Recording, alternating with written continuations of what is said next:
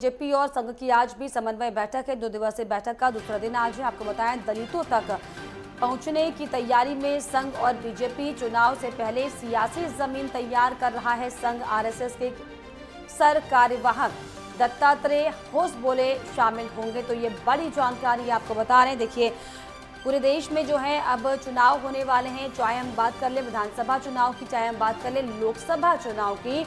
इसके मद्देनजर अब जो दलित समाज है उसके लिए जो है अलग अलग दल के लोग तैयारी कर रहे हैं। इसी कड़ी में दलितों तक पहुंचने की तैयारी में संघ और बीजेपी दिखाई पड़ रही है। चुनाव से पहले सियासी जमीन तैयार कर रहा है संघ। आरएसएस के सरकार्यवाह दत्तात्रेय होसबोले इसमें शामिल होंगे और 2 दिवसीय बैठक का आज दूसरा दिन है, जिसमें दलितों तक पहुंचने की तैयारी पूरी है और उनके जो परेशानी है, जो दुख है, हालांकि वो समझने की कोशिश हर पार्टियां कर रही हैं और इसी कड़ी में संघ भी पूरी कोशिश कर रहा है कि किसी भी तरीके से जो रूट लेवल के लोग होते हैं उनसे मुलाकात की जाए, उनकी परेशानियों को समझा जाए। और इसी कड़ी में आपको बताएं कि ये चुनाव से पहले सियासी पिच तैयार करने की कोशिश की जा रही है, जिसमें आरएसएस के सरकार्यवाहक दत्तात्रेय जो हैं वो शामिल होंगे। 2 दिवसीय बैठक का आज दूसरा दिन, जिसमें दलितों तक पहुंचने की तैयारी संघ और बीजेपी की साफ तौर पर दिखाई पड़ रही है।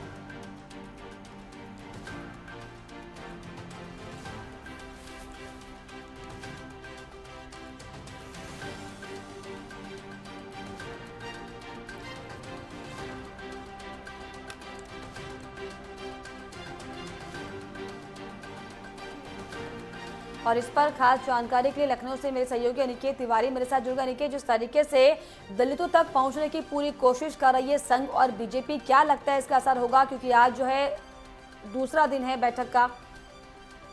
देखिए लता, अगर बात की जाए इस बैठक की तो कल से इस बैठक की शुरुआत की गई थी और कल भी देर तक मंथन चला है। हालांकि कल की बैठक की अगर लता बात कर ले, मुख्यमंत्री योगी आदित्यनाथ हो या फिर चाहे डिप्टी सीएम केशव प्रसाद मौर्य हो या डिप्टी सीएम ब्रजेश पाठक हो या फिर उत्तर प्रदेश के जो प्रदेश अध्यक्ष भारतीय जनता पार्टी के भूपेंद्र सिंह चौधरी और इसका तमाम जो मंत्री थे वो कल इस बैठक में काफी देर तक रहे और तमाम वो मंथन होता रहा है आगामी लोकसभा चुनावों को लेकर किस तरह से आदिवासी और जो दलित समाज है उसे अपने खेमे में शामिल किया जाए। और यही कारण है कि जो 2 दिवसीय जो बैठक है, इस 2 दिवसीय बैठक में तमाम वो योजनाएं, तमाम जो रणनीति है और ब्लूप्रिंट तैयार किया जाएगा आगामी लोकसभा चुनावों को लेकर कि जो अपनी जो पहुंच है वो बड़ी संख्या में तमाम उस वर्ग तक पहुंचाई जा सके जहां तक अभी बीजेपी की पहुंच या पकड़ नहीं है। तो साफ तौर पर कहीं ना कहीं उत्तर प्रदेश अब ऐसे में लोकसभा चुनावों को देखें अगर तो बेहद महत्वपूर्ण राज्य है।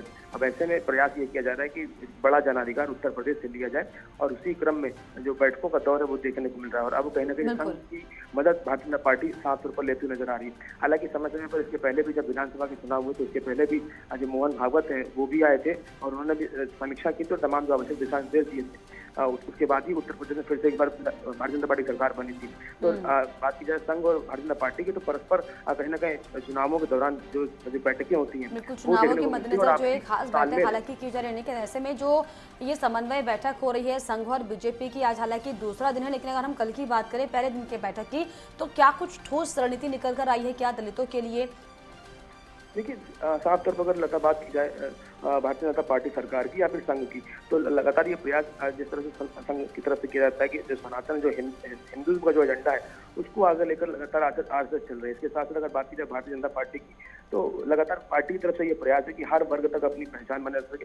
अंतिम छोर में भी जो व्यक्ति खड़ा है उस तक अपनी पहचान, अपनी पकड़ जो है उसे मजबूत किया जाए। और यही कारण है कि जो बराबर जो रणनीति है, चाहे संघ की हो या फिर भारतीय जनता पार्टी की हो, तो परस्पर रणनीति के सहयोग से आगामी लोकसभा चुनावों को अपने हक में करने का जो प्रयास है वो साफ तौर पर देखने को मिल रहा है। और यही कारण है कि जो बैठकें जो हो रही हैं, जो उसमें तमाम रणनीति, तमाम जो ब्लूप्रिंट है, फिर वो चाहे कार्यकर्ताओं को बताने की बात हुई किस तरह से प्रदेश सरकार जो केंद्र सरकार की जो योजनाएं है वो जन जन तक पहुंचानी हो, उसको लाभान्वित कराना हो, या तमाम जो योजनाओं से जो लोग लाभान्वित हुए उन योजनाओं को, उन बातों को लोगों के सामने रखना हो। तो तमाम जो ये जो तरीके, जो एजेंडा है चुनाव से पहले, तो वो एजेंडे कहीं ना कहीं ऐसी बैठकों में तैयार किए जा रहे हैं। हालांकि बात की जाए अगर आरएसएस के जो प्रमुख है मोहन भागवत, उनका भी दौरा प्रस्तावित है राजधानी लखनऊ पर, वो भी राजधानी लखनऊ आएंगे इस बैठक के बाद में और वो भी 2 दिनों के दौरे। मोहन भागवत का भी दौरा जो है वो प्रस्तावित है। लेकिन अनिकेत, ऐसे में वाकई ये बड़ा सवाल है कि हालांकि इस तरह की तमाम बैठकें अक्सर होती होती है चुनाव से पहले, लेकिन क्या वाकई जो फायदा है वो दलित तबके का हो पाता है? क्या वाकई उनके लिए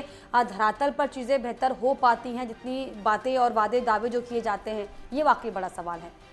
बिल्कुल, देखिए साफ तौर पर अगर बात की जाए भारतीय जनता पार्टी की, तो जिस तरह से भारतीय जनता पार्टी का समय दर समय चुनावों में जो जनाधिकार है लता, वो कहीं ना कहीं बढ़ता हुआ साफ तौर पर देखने को मिला है।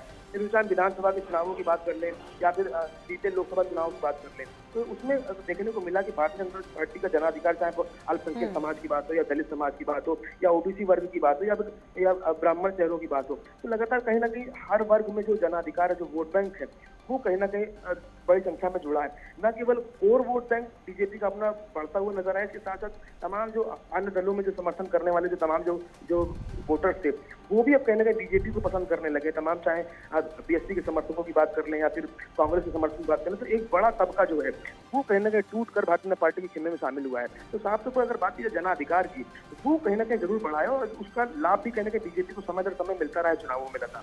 तो चलिए, वाकई ऐसे में देखने वाली बात होगी निकेत कि क्या कुछ खास इस समन्वय बैठक से दलितों के लिए और एक पिछड़े तबके के लिए निकलकर सामने आ पाता। फिलहाल शुक्रिया इस पर जानकारी के लिए, आप बने रहिए, आपसे आगे भी अपडेट लेंगे।